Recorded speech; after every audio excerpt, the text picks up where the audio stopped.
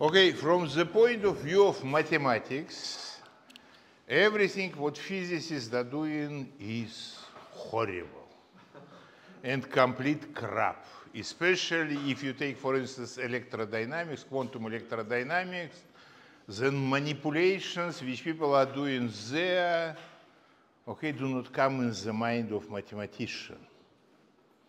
They love rigorous thing, you see, correct? But physics, in this sense, is never rigorous. And moreover, you calculate something, violating all rules of mathematics, and then you look at this number, compare with experiment, and then two numbers coincide up to the 10th sign after comma. And what you do, you open your mouth and you cannot believe that nonsense which you did has something to do with reality. Also, if you take mathematics, you know that there was great Russian mathematician Arnold, yeah, you know, who, by the way, together with Kolmogorov, initiated translation of all Bourbaki in Russian. I think it was a joke, the whole volume, 10 or 25 volumes. I think only first 10 were translated, and I even bought all of them.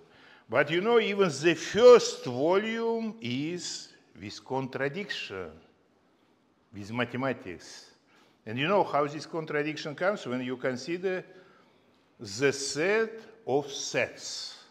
And after that, using this notion, you can prove, okay, that monkey is the same as birds. Not to insult monkey, comparing them with human being. Okay, now, also, as you know, differential calculus is, of course, perhaps not even reality, because, okay, space-time is not continuous for sure, because it's not controllable in the Planckian scale. But then imagine that you would need to work always in finite difference equation instead of differential equations. Correct? Your life would be nightmare. You know that Newton, by the way, never invented by him differential calculus for all these derivations. You know that he was always using geometrical pictures. And then Bryce David made a poll among mathematicians. He told, okay, do you believe that mathematics is their differential calculus or it's human invention? And then he said that the result of the poll was 50 by 50. He told that all good mathematicians said that it's there, so they trust, they believers in this sense. By the way, also, I was participating in one of the conferences which was called Multiverse, sponsored by Templeton Foundation, and was in Stanford.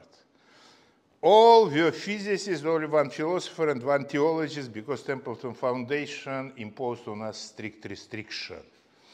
And I was speaking about many-world interpretation of quantum mechanics.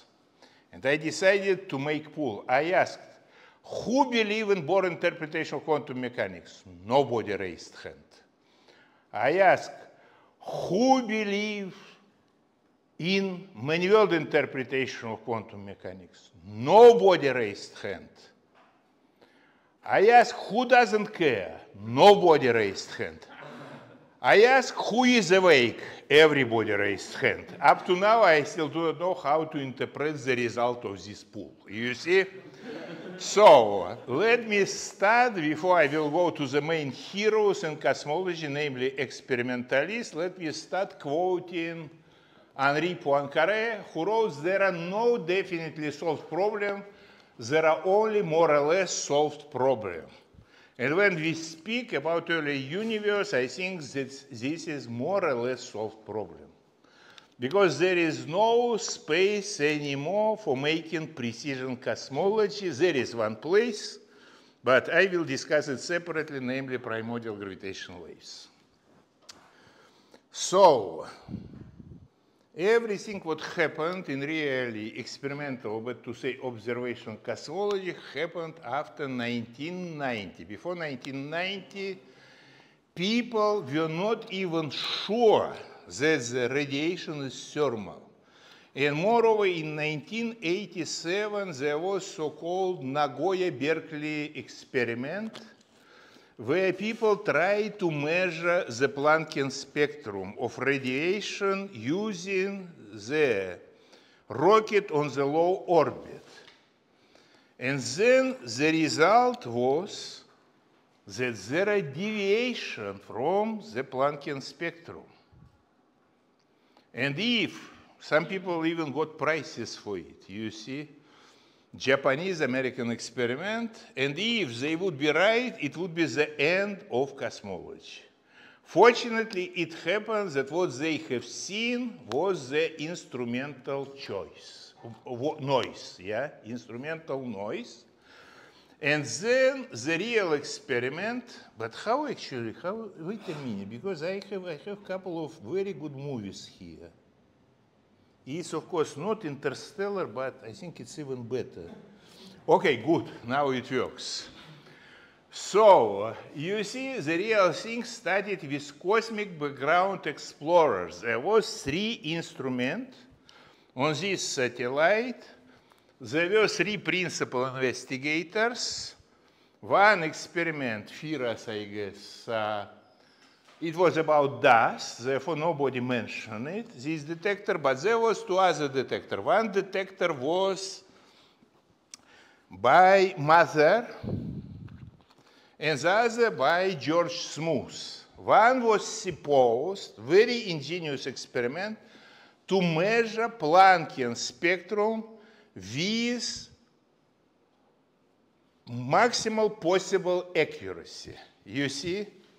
And to establish finally the primordial origin of this primordial radiation, so-called, because before that it was conditionally primordial. And the other experiment, Smoot experiment, was supposed to see difference in the temperatures on the sky, because before that we have seen that, okay, sky was the same, green, but it should have colors which corresponds to the different temperatures. So, the result of the first experiment, you see here, there are many points. Penzias and Wilson were only up to here. But one of the main things was to measure this part, not Rayleigh jeans, but Wien part of the spectrum. And then, this is the result of the measurement. When you look at these arrow bars, pay attention. What kind of arrow bars is shown there? Have you read it or not? It's written 400 sigma is the size of arrow bar. If you would show 1 sigma or even 3 sigma, it would be just points, which would all fall on this kind of Planckian spectra. Or it would look like the result of the experiment of very bad student in experimental physics, like was me, when you draw first theoretical curve and after that putting points there. And if you forgot about arrow bars, okay, you failed. If you didn't forget about arrow bars, they normally give you good grade, even if you are a bad experimentalist. So this was, I think, final proof that this radiation had primordial origin, and it's the most perfect thermal spectra known in the nature. You see, with the temperature, which is written here, 2755 K blackbody radiation. Now, the other experiment gave us this kind of picture, cleaned from the dust already, but it was supposed to measure difference in the temperature. When 2 antennas look at the different point, it was supposed to measure difference in the temperature of the antennas at the level of 10⁻⁵. As you understand, it doesn't mean that you have to know temperature in this direction with this accuracy, and you have to know temperature in this direction. You are measuring difference. You see, you don't need to know absolute value of the temperature in this sense. Now, but of course, resolution of this experiment was not very good because it could see only difference in the temperatures when the angle between two antennas was more than 7 degrees. It was discovery of the fluctuation of background radiation when different colors corresponds to the different temperatures, but temperature varies on the sky between these different colors by the value like 3 multiplied by 10 minus 5. Extremely small number. Nevertheless, it was a certain result, but because angle between antennas was larger than 7 degrees, it allowed us to put the point in L less than 30. You see, it corresponds to large angular scale, and this point corresponds to quadrupole. People were writing, oh, quadrupole is so low, etc., probability for that is extremely small, but come on, it was within cosmic variance. I don't know how they were estimating this probability, but they tried to make out of this one point big noise again. People love to make big noise out of nothing. Okay.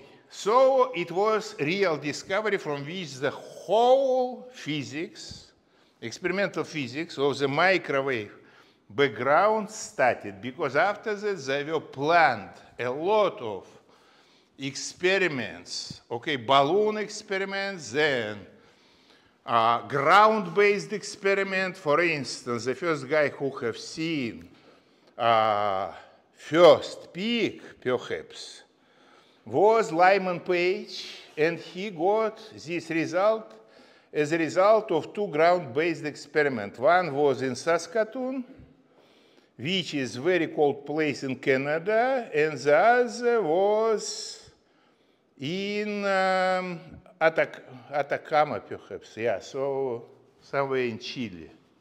Combining these two things, okay, they have seen these points in the range Toca and Saskatoon. Toca is a mountain in Chile, as far as I understand. But this was the result of many experiments, as you know, made on the ground, and you see arrow bars. They are huge arrow bars, but nevertheless, you see already there is some kind of peak which is located in more or less correct place.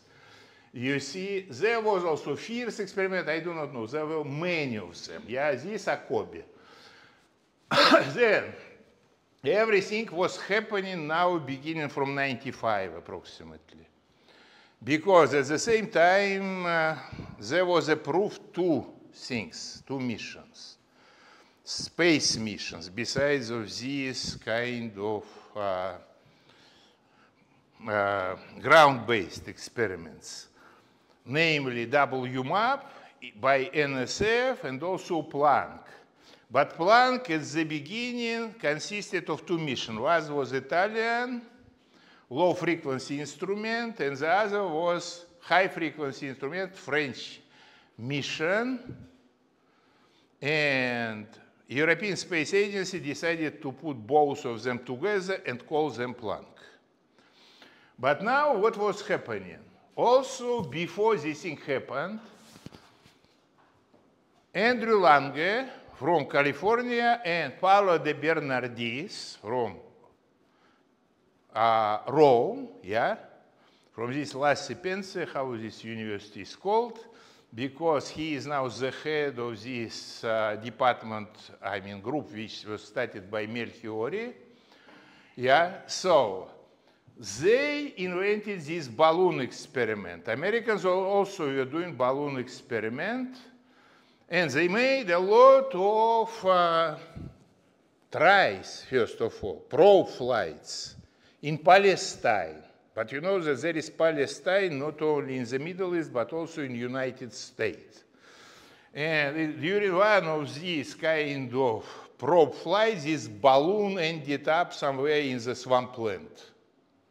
So they thought that, okay, these 200,000 which they got for this experiment are lost. But there was heroic student who swam there and managed to bring this balloon, swim in swampland. Could you imagine? Okay, so what does it mean to have good students? Now, then this balloon was launched in the South Pole and was called boomerang. Warum? Why? Because the wind there is such that if you will send balloon, that it comes back to you. And by the way, balloon was at the latitude 42 kilometers. And in principle, also, okay, there was a joke. Like they were calling, you know how to go to South Pole normally, it's to Antarctica. You know how? Either with ship, but it takes so long time, 2 months or whatsoever, or fly. But fly takes about 8 hours. Then you fly 4 hours, and then you get weather forecast. That weather changed. Therefore, you cannot land anymore. Therefore, you are returning back to the same point, and they called it also boomerang flights, you see? So you needed actually to do this thing very well. This is balloon. There is actually this, not precisely pole, but someplace in the Antarctic. There are many bases there. I forgot which one is it. And the first experiment was extremely successful. It covered only 4 by 4 degrees on the sky. But you were interested now in the high multiple, in small angular resolution. And they got this map. From this map, they extracted these points. Because Americans also, Richards, who invented this balometer, was made maximum experiment balloon which was flying in the United States. Also, there was one more balloon which flied in Europe before Planck experiment was done by French called Archeop. But it went through the Russian territory and then disappeared somewhere in Siberia, as far as I remember. Okay, good. Now, what they got? They got very important result. First of all, you see that accuracy increased quite a lot. But there is also very reliable indications on the existence of second peak. And I said to you that second peak, you will not be able to explain if there is no dark energy. Forget about it. So this was the first real proof of the existence of dark energy. You can look at supernova data. What can you see there? Some kind of mess which you can interpret as you want. Arrow bars are like this one. Then you do not know what is sigma. It's astrophysical sigma, etc., etc., etc., etc. And nobody would believe in this kind of curves because you could say, oh, there is a dust which is on our way, which makes actually this supernova to look weaker. Yeah? But this was the first reliable proof of the existence of dark energy, real proof. Now, people started to think about other experiments. There was another one. Okay, you can look. There was Archeop, many of them, but of course, by the way, about the same time, 2000, there came the other important observation, which finally proved what people were calling Einstein cosmological principle. I do not know why to attribute the name Einstein to any triviality, but okay. It was the proof that universe today, like we observe today, is really homogeneous and isotropic. What you needed to do for that? You needed to use complete catalog of galaxies and then put galaxies, assuming that Hubble law is correct, in the right place in the space. Then you would get three-dimensional picture. Otherwise, you could seriously discuss that we live in the center of spherically symmetrical universe. Why not? But in homogeneous. In principle, this possibility was reliable. And I recall that in 1980, when I was on 6-meter Russian telescope, astronomers were dreaming about getting full sample of at least 5,000 redshifts in more or less the same direction, because they wanted to establish that the things far away from us are the same.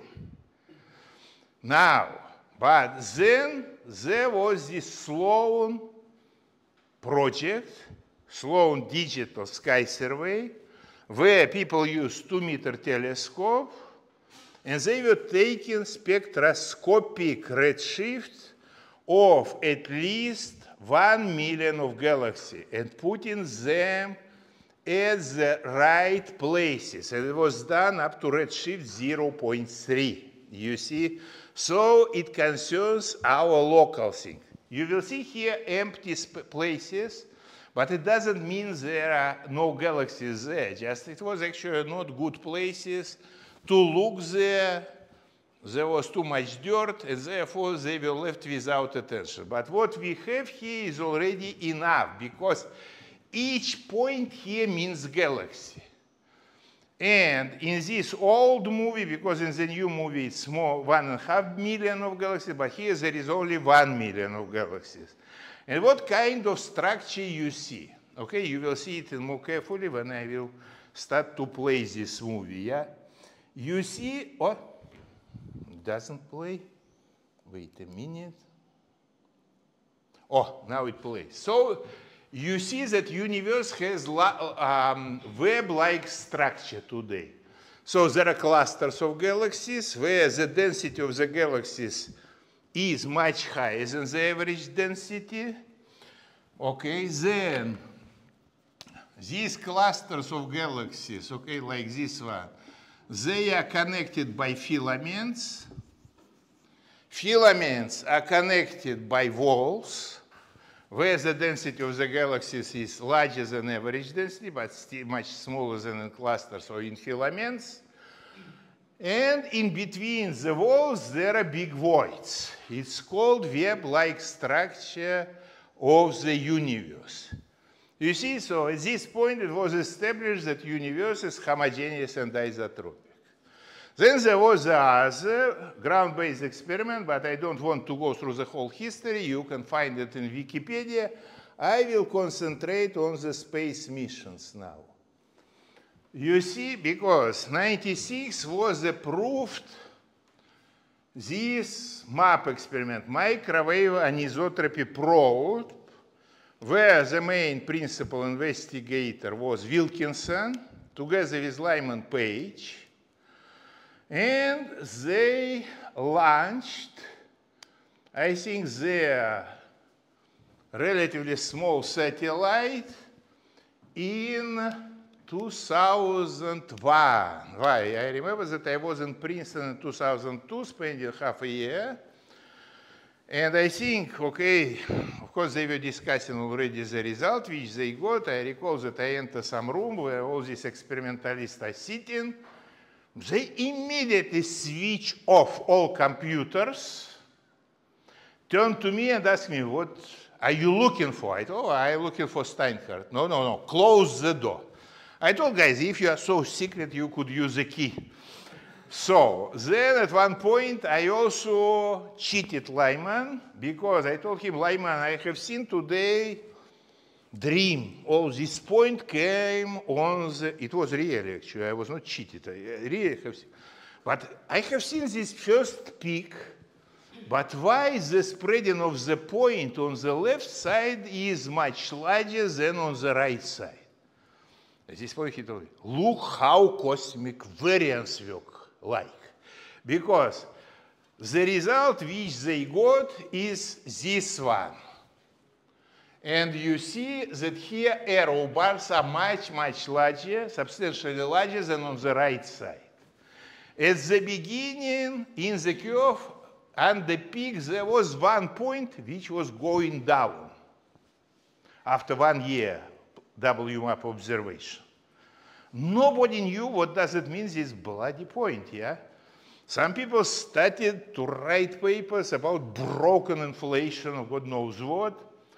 you know, like when there was 700 fake events on LHC, you know how many papers were published on this subject with explanation of these non-existing events? How many theoretical papers? 1,000 papers, okay? It's not a joke, because, okay, some people publish 30 pages paper already next day after publications that they have seen some evidence for some event at 700 GeV. You see?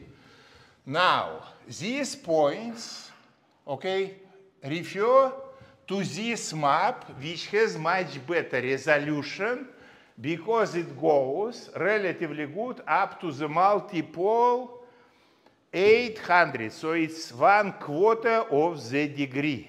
You see, but here arrow bars become very large.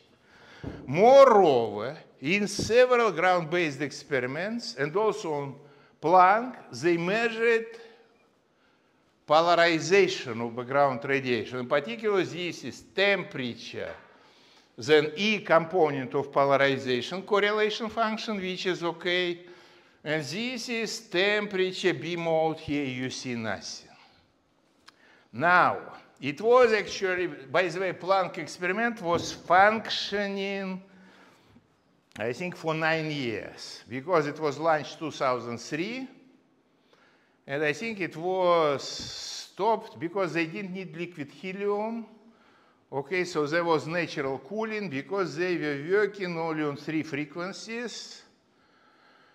I mean, like synchrotron, 100 gigahertz, then, you know, to clean the things, then 70, maybe 30, and 150, of course. 150 is the main frequency where Planck spectra for the primordial radiation has a peak, yeah? And the other frequencies, they needed to clean map. But you see that now resolution is much better, 4 times better, and the accuracy increased quite a lot. Already from there, okay, after 6 years, Lyman, Page, and company made conclusion that spectral index is less than 1. But it was like 0.97 plus minus 0.04. You see, so no convincing 004, right? 0.004, yeah, no convincing evidence. Although I asked Lyman, okay, what is your sigma? Express me in terms of your own money, how sure you are, how many thousand you will bet on it. This is actually how sigma should be defined. You see, then he told me many thousand. So it means that there was serious indication that there is deviation from this flat spectra. And Lyman also wrote to me that the hairs on his hand, okay, stand up vertically when he has seen this deviation from the scale invariant spectra. I mean, for the first time, I took my head in front of theorists. I told him, why you write it in plural? Because all the other idiots were telling you that you have to find something in between, close. But you understand that actually it was extremely important thing because it's really non-trivial stuff which involves, as I told you, 2 constants. So now you see, we had this Kobe map. This thing is just dirt. It's galactic plane. Then, using more frequencies, W map made much better picture. But everybody, of course, was expecting the launch of Planck satellite, which was, I think, combined with the Herschel satellite. So, they were combined 2 instruments. High frequency and low frequency instrument, and 9 frequencies. You see, I think there should be some kind of frequency which was supposed to be done also by English, but I forgot already the whole history. They failed the things. Or Italian failed, I forgot already, to produce the right instrument. Anyway, low frequency instrument was not much better than W map. Okay, let's say like this one. But high-frequency instrument delivered really fantastic result. And now you see, it was this kind of collaboration, but there was two principal investigators on the whole thing, Jean-Luc Pouget and Mandalesi, you see from Italian side. And big team. I think I can show you the size, how teams were growing. Maybe I have it here. Yeah, look. It was WMAP, 25 people perhaps. And this was Planck, 350 people. No, perhaps 150, 180 of them were useless, as usual, because after they were publishing legacy release, they reduced the team or the number of participants by factor 2 at least, because some people were on the paper because the institution was contributing something, as you know, always. And then, this is the real movie, yeah? As you see, this is a French rocket. They didn't want to put Ariane. Yeah. And they went also to this place to see this launch. And then they say, okay, rocket goes, disappears. And everybody thinks, come on, okay, they were working on the whole thing 15 years, and now everything is gone. Of course, they have insurance, but only Russian cares about insurance. When, for instance, the rocket explodes, they tell, don't worry, we have insurance. What kind of paper can replace 15 years of your work? No. And then, as a result, they produce this perfect map with excellent resolution. And you can compare this map with, after cleaning everything, because you had 9 frequencies. It's the most detailed, most refined picture how universe looked like when it was 300,000 years old. You see? And then, okay, you can take and use statistical method to extract information from this picture. But to understand how good is it, you can compare these 3 pictures. This was Kobe resolution, this was more detailed WMAP resolution, and this was Planck resolution, which was 500 times more sensitive than WMAP. And it has angular resolution, which was 5 times better than WMAP. As I normally say, you can compare cameras like produced in Soviet Union, in United States, and in Japan in past. You see, now, then what you do, you take this picture and then you take prediction about which I was telling. Okay, adiabatic, Gaussian, and spectral index 0.96. And then you draw the curve which you were expecting to find. And the curve which you are getting is like this one, with these predictions. Because some people call it its 6-parameter curve. It's nonsense. It's 1-parameter curve, because otherwise all astrophysics would be useless, because you know that you are determining H0 from supernova. Perhaps not so good, but good enough to know more or less value. Finally, from this curve, you will increase just accuracy of the determination. Omega lambda, you could say that you have determined from supernova, otherwise it's not clear why these guys got the Swedish prize at all, correct? It's a different question. Omega baryon, you could determine separately in completely independent way. Guess how?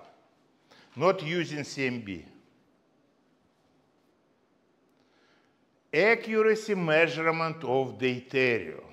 Okay, because if you know the abundance of deuterium, then you can determine contribution of baryons from nuclear synthesis with unbelievable accuracy, because you know how actually abundance of deuterium behave if you would draw here curve for the predictions from cosmology, from nuclear physics, okay, then helium is logarithmic dependence, has nothing to do with omega baryons, yeah? Then, okay, the measurement of helium-3 is not so good. Tritium is unstable, but deuterium is stable. And deuterium behaves like this one. Here it drops inversely proportional to omega, and here it starts to drop inversely exponentially fast, because the reaction is changed. And, okay, when you measure deuterium precisely at this point, you could determine the amount of baryons with the accuracy which is comparable with the accuracy which you get from CMB. And this fantastic measurement was made by Max Pettini, who is in Cambridge now, but originally he's Italian. He told me a story, fantastic story, how he managed to get money to go to Cambridge. Perhaps it's recorded, therefore I will not tell the story, yeah.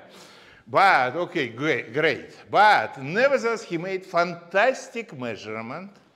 And you know why he got accuracy which was twice less than, for instance, the accuracy which you get from CMB measurement? Because some of the reaction cross-sections are not good enough measured on the Earth, on the nuclear reactors. You see, and this gave the main uncertainty is the determination of deuterium. So you know deuterium from this observation. Then, okay, how many parameters are left? Only one parameter, because omega total is equal 1 is prediction.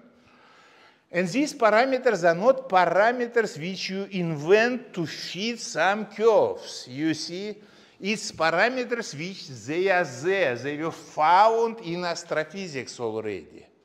The existence of dark energy, you can say that was found by observation of supernova, yeah? Correct? So it's parameters which they are there. Therefore, the only parameter of the whole theory is the amplitude, which is not predicted. And when people tell you that it's 6-parameter curve, it's nonsense, okay? They just do not understand what they are talking about. Okay, 18-second scalar field is not the same parameter as, for instance, here, saying that there is dark energy.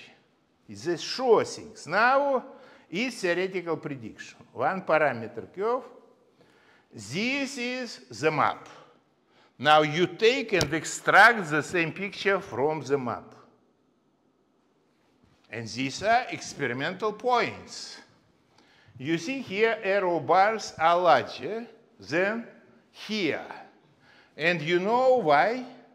Not because of some kind of uncertainty of the instrumental devices, but because for low multipoles, you have less representative in our universe to make statistics. This is called cosmic variance.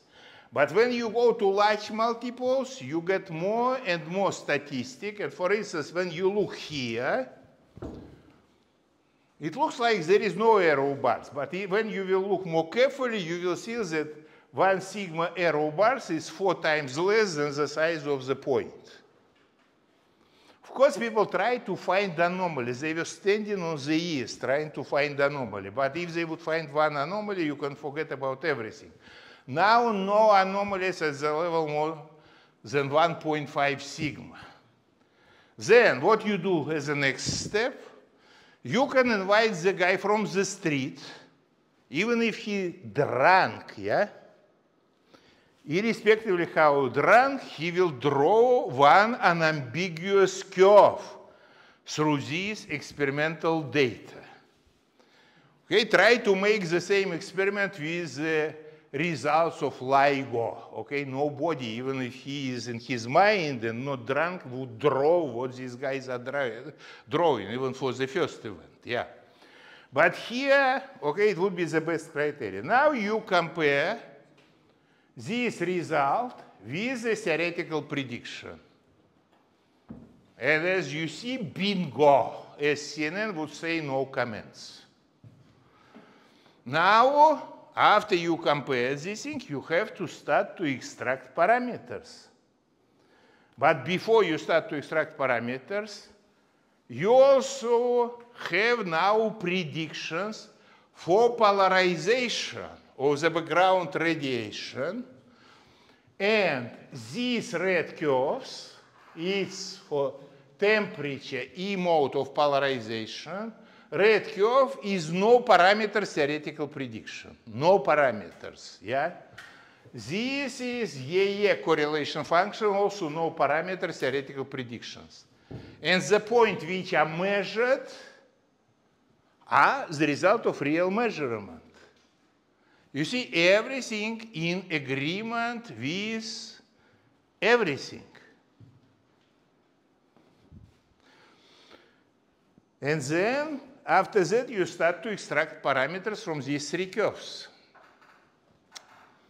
Now, then, okay, before Planck, there was this amount of dark energy, this was the amount of baryons, this is dark matter. After Planck, the numbers changed a little bit, but who cares, okay? Do we have 25% of dark matter and 78% of dark energy? Nobody cares, right? Therefore, here accuracy is not so relevant, but nevertheless, accuracy increased. More important thing were the measurement of omega total from this data. And then now you see that omega total is equal 1 with accuracy not half of the percent. You see, it's 1 sigma, it's real sigma. Perturbations are adiabatic with maximal, of course, no half of the percent of admixture of something else with the accuracy bar. This was the most, I think, the final claim, because as I told you, before they were spreading the rumors that FNL, non-Gaussianity, is about 400.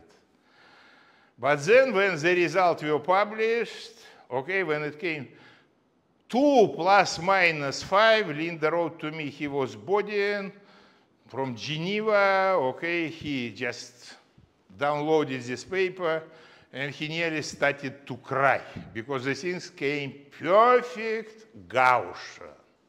You see, when the result was announced, okay, I think I was the only guy on the conference who was speaking about Gaussian perturbation because all other theoretical talks were about non-Gaussianities. I remember because some guy came and told me, what can I do now? So, and then spectral index, now I think in the legacy release it became 0.96965 plus minus 0.004. You see? So, it's 8 sigma at least proof that the spectra is logarithmic. So in this sense, it beats particle physics, and it's real sigma. Okay, so you can give not only your hand on 8 sigma, but also your head. This is the real criteria. I don't speak about money, okay? Who cares about money? Okay, now, what is the conclusion? General relativity is valid up to the scale minus 27 centimeters. It's the things which was verified, because particle physics was verified only up to the scale 10 minus 18 centimeters. And the other thing that we all originated from quantum fluctuations. This kind of conclusion can be even interesting for Vatican. But in fact, the theory had prediction number 5. And now let me go on the prediction number 5. Because if you remember, I told you that in 2014, there was the announcement that this group of 4 people, I mean Kovac, then Praik, and then 2 other guys, the name of whom I already do not remember, they discovered B mode of polarization due to the primordial gravitational waves. You see, and people were very happy because in this case, you needed to measure only this part because above, the things are due to the, of course, B mode people have seen, but they are due to the microlensing, you see, which can convert E mode to B mode, given handness. You could see it here at low multiple, but I told you that at low multiples, it's normally too large cosmic variance to be sure.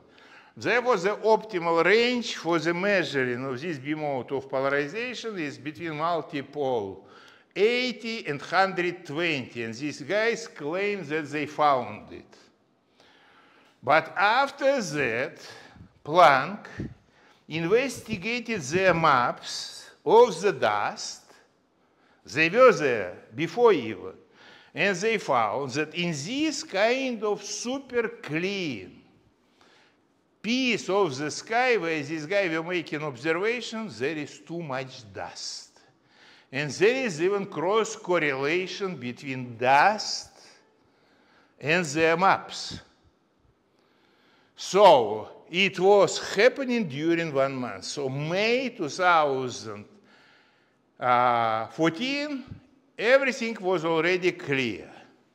But when before that, of course, journalists, because it was everywhere. It was started from New York Times, okay?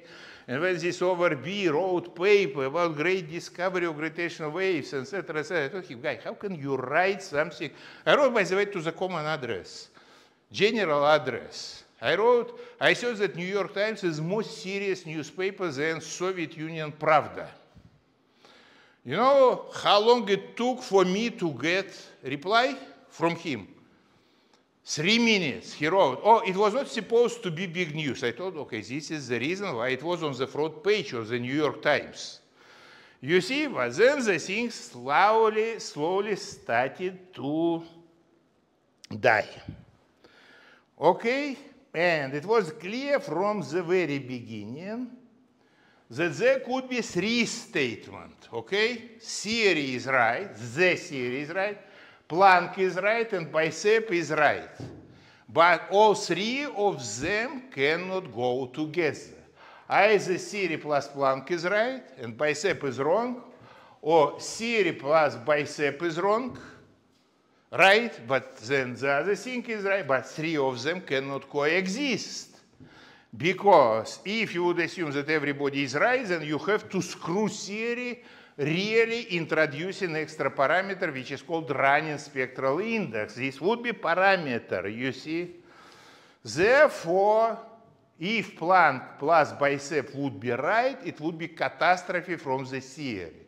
And when I was asked by Süddeutsche Zeitung to comment on this measurement, because I was not asked by New York Times, but Süddeutsche Zeitung asked me, there is no translation here, but nevertheless, okay, it's written clearly that, okay, this observation is bullshit. And if you want to screw spectral index just to fit everything, okay, you have to deal with me. It's written down here, okay, so, but there was English translation, but I think now I forgot to put.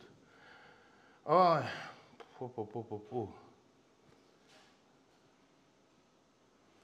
Wenn man muss nicht, okay, you should not touch spectral index if you don't want to deal with Mukhanov, yeah?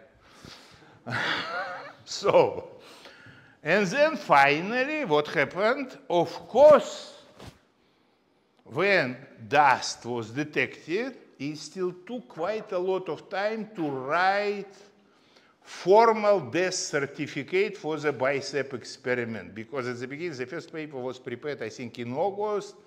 I have seen the first version, then In September, there was written much more smoother version, but finally people needed to say something, and therefore they combined this death certificate for bicep together with the release of excellent polarization data, because I told you that from this polarization data you can measure the decay rate of 2s hydrogen atom with accuracy 5% much better than in the lab. You see?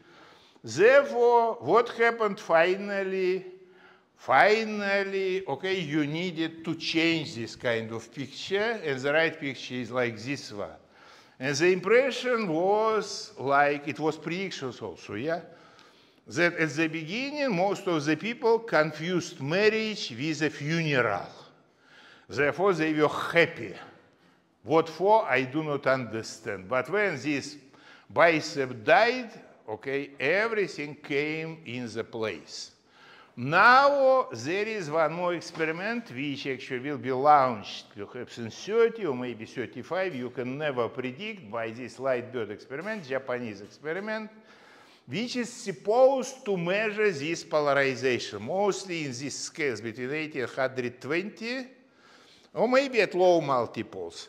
But you should understand that it's an extremely complicated problem because you have to clean for grounds. And if actually the amount of gravity wave at this low level, you have also to make measurement not only in at the high frequencies, higher than 150 gigahertz, but also in synchrotron range, because change in spectral index in synchrotron range by a little amount can imitate you everything.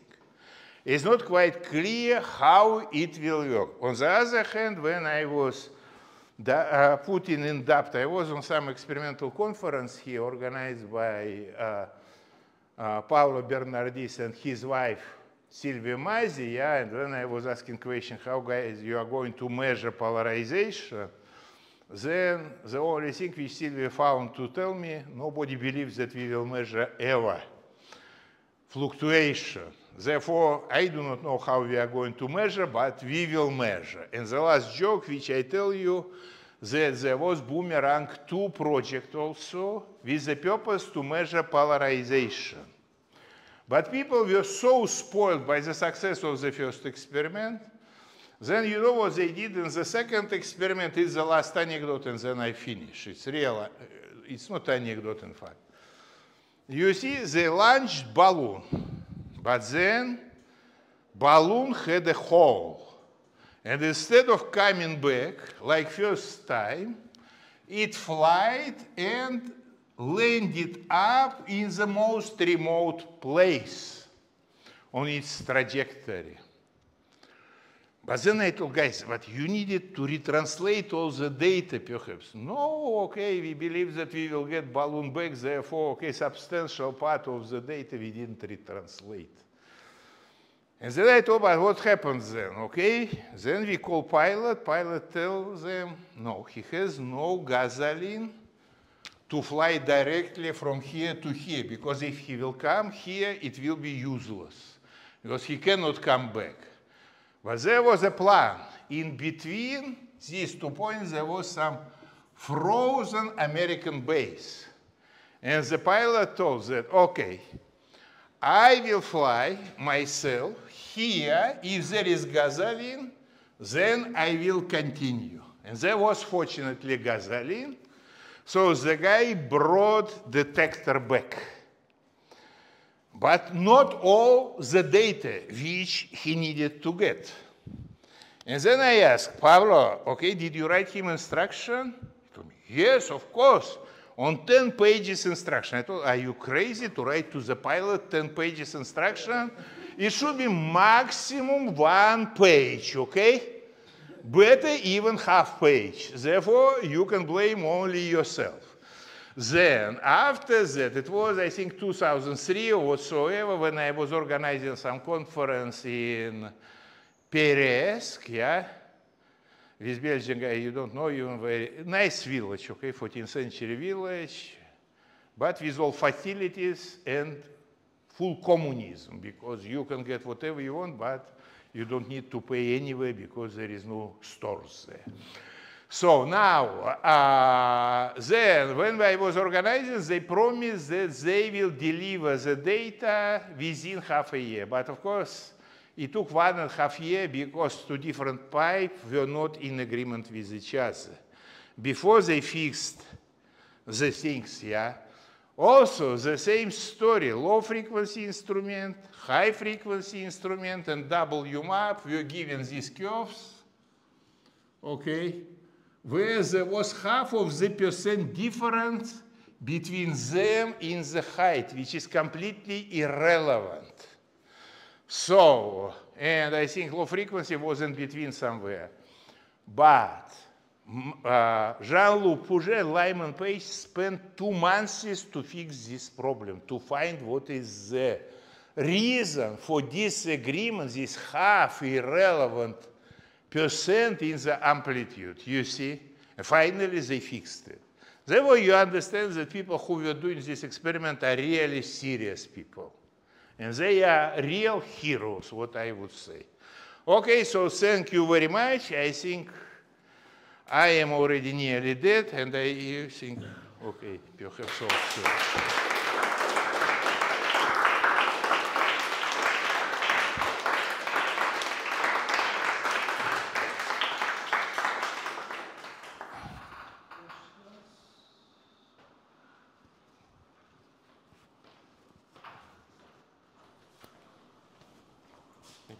I think I missed the significance of the BICEP2 experiment and what it was supposed to be measuring. No, BICEP was supposed to measure B mode of polarization. Okay.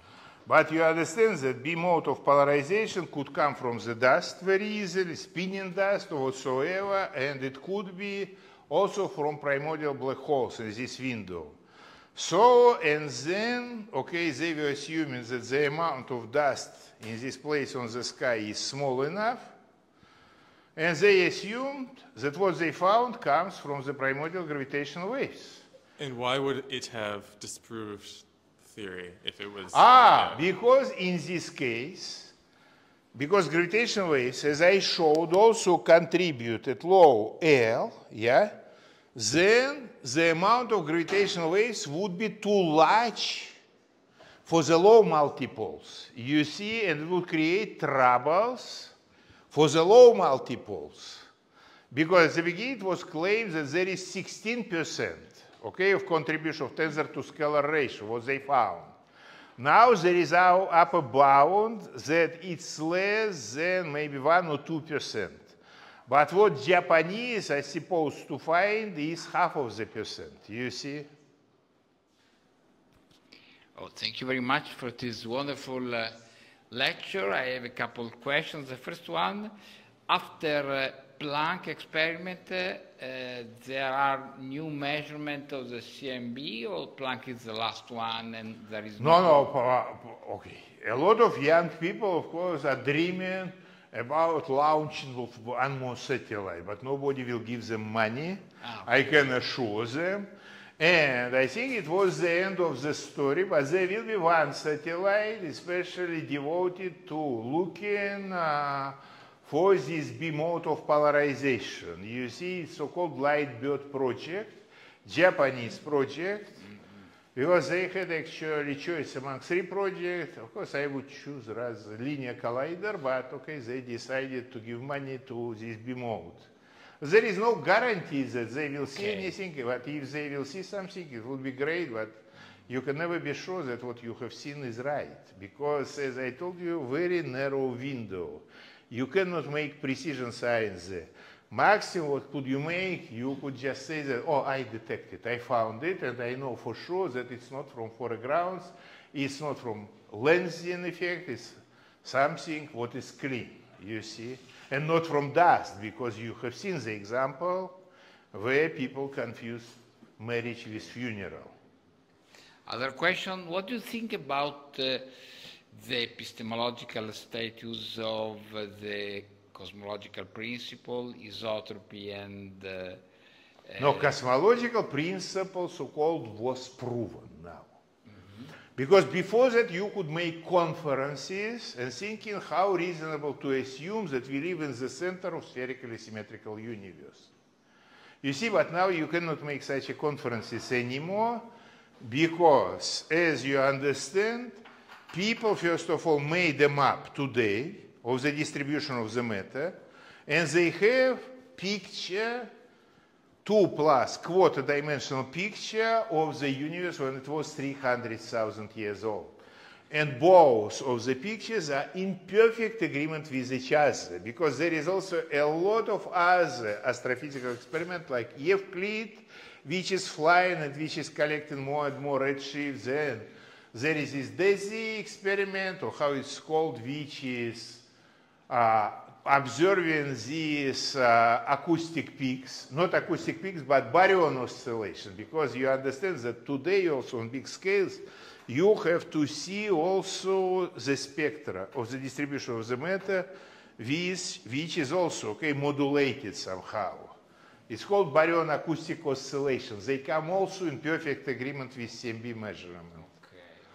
And then when people try to make some kind of sensation, like H0 tension, what else, or W is not precisely equal -1, etc., etc., etc., is rather sociological activity, although right now, of course, I heard from many places that there is some indication that W is not precisely equal -1, so it's not cosmological constant, but it's something like between 0.8 and 0.9. If they would be able to prove this thing, I would be super happy, because K-essence precisely predicts that, W is changing from -1 in past to -0.75, and we live at the time when it's -0.8. It would be, when I was giving this talk, I was telling there is this prediction, which is impossible perhaps will be to measure, but now people pretend that they measure something. But you know that this is different quality of data, as I always say. Thank you very much. Thank you very much for your interesting lecture. And you stated in one of the slides that we are made from quantum fluctuations. No. We originated, not made from quantum fluctuation. You cannot make anything from quantum fluctuation. We originate from quantum fluctuation, and it's very relevant with the biophysical data that when the living cell divides, before dividing, they make photos that some fluctuation coming on the, let's say, on the egg, and after that they begin the dividing. But this is just to be relevant. And they also, I'm sure you know that Schrödinger wrote a paper, a big paper, about named What is Life?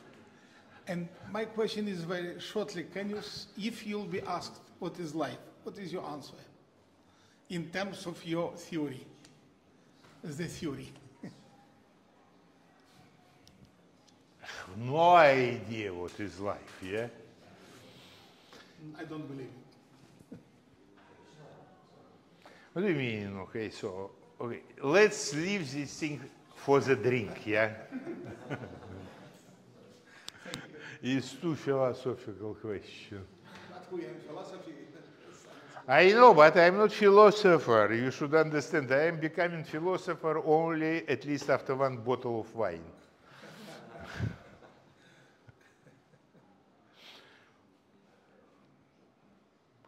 Okay, good. So thank you very much.